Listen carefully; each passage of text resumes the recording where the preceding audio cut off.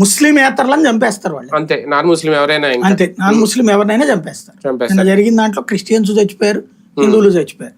గుర్తుపెట్టుకోవాల్సింది ఏంటంటే ఈ ఇస్లామిక్ టెర్రరిజం అనే కాన్సెప్ట్ లో వాళ్ళు వేరే వాళ్ళని అంగీకరించరు. ఇంకొకటి గుర్తుపెట్టుకోవాల్సింది ఏంటంటే మళ్ళీ వీళ్ళల్లో వీళ్ళు కూడా షియాలు సున్నీలు ఉంటారు.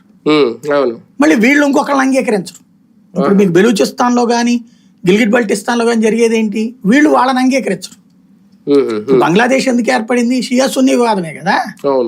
అట్లా ఉంటది అనమాట సమస్య. ఈ దాడికి ముందు స్థానికులు సపోర్ట్ తీసుకున్నారా? ఉగ్రవాద మూలాలు ఇప్పుడు జమ్మూ కాశ్మీర్ లో ఉన్నాయని అనుకోవాలా? జమ్మూ కాశ్మీర్ లో ఇదివరకు 70% తీవ్రవాదం సపోర్టర్స్, 10 to 15% తీవ్రవాదులే ఉండేవాళ్ళు. ఇప్పుడు 370 రద్దు కాకముందు. ఇప్పుడు పరిస్థితి ఏంటంటే 75 నుంచి 150 మంది దాకా ఉన్నారన్నది ఆల్రెడీ ప్రభుత్వం అంచనాల్లో ఉంది. వాళ్ళు కనిపించట్లేదు, పారిపోయి ఉన్నారు. కాకపోతే వాడు వచ్చినప్పుడల్లా పోలీసులు పట్టుకోగలుగుతున్నారు. పోలీస్ డిపార్ట్మెంట్ ఇదివరకు మేము భారతదేశ పోలీసులను కాదని ఫీల్ అయ్యేవాడు ఆర్టికల్ 370కి ముందు. కాశ్మీర్ ప్రత్యేక దేశం, మేము కాశ్మీర్ పోలీసులు, మన సైన్యానికి కూడా సహకరించేవాళ్ళు కాదు వాళ్ళు. ఇప్పుడు వాళ్ళు భారతీయ పోలీసులు అనేటటువంటిది ఈ సిస్టమ్ లోకి వచ్చిన తర్వాత వాళ్ళు చాలా పవర్ఫుల్ గా సహకరిస్తున్నారు. కలుగుల్లో ఉన్న ఎలకల్ని బట్టి లాగినట్లు లాగుతున్నారు తీవ్రవాదులు. ఇప్పుడు అట్లా పారిపోయినటువంటి వాళ్ళు దాదాపు 150 మంది దాకా ఉన్నారు అజ్ఞాతలు.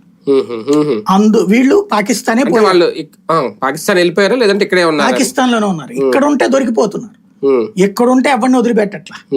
పాకిస్తాన్ లో దాక్కుంటున్నారు, లేదా అడవుల్లో దాక్కుని ఉండాలి వాళ్ళు. వాళ్ళల్లో ఒక ఇద్దరిని ఇప్పుడు పట్టుకుని వచ్చారనమాట వీళ్ళు. వాళ్ళు స్థానికులేనా? అంటే ఇక్కడ నుంచి అయితే వాళ్ళకి సపోర్ట్ అయితే అందుతుంది ఉన్నది. ఇప్పటికి కూడా 10% అక్కడ ఉంటారు. ఎందుకంటే వాళ్ళు వచ్చి రెక్కి చేయాలంటే అవదు కదా, చేయలేరు కదా. 10% ఉంటారు ఇక్కడ ఇప్పటికి కూడా. ఆ బ్యాచీని పట్టుకోవడం అనేటటువంటిది వాళ్ళు ఏంటి ఇప్పుడు ఇండియన్ టైప్ లోనే మాట్లాడుతా కూడా చేస్తుండొచ్చు. దాంట్లో నాటకాలే కదా ఆడటము. దాడి జరిగిన వెంటనే మన సైనికులు అంటే చాలా మంది ఇమీడియట్ గా వచ్చారు, వేగంగా స్పందించారు, వీళ్ళ దాడులు చేశారు, ఇదంతా ఓకే. దాన్ని వేగంగా స్పందించడాన్ని అది ఎలాగా? ఇంకొకటి, నిఘా వర్గాల వైఫల్యం ఎంతవరకు చూడాలంటే ఈ దక్కి నిర్వహిస్తున్నారు, దాడి జరిగేది ముందే తెలిసి